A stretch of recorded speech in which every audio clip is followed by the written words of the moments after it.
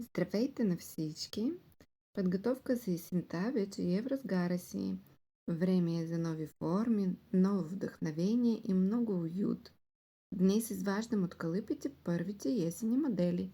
Тикви, шишарки, елегантен свещник с нежна магнолия, както и красив свещник за дълги свещи. Всеки детал е изработен на ръка с много внимание и любов. За мен това не са просто свещи и декорации. Те създават настроение, превръщат дома в място, където искаш да останеш по-дълго. Да си налееш чаша чай, да запалиш свещ и да се насладиш на спокойствието. Ако и вие искате да внесете повече уют в дома си или да търсите красив подарък за любим човек, разгледайте новата есента колекция. Ще се радвам да изработя и нещо специално за вас.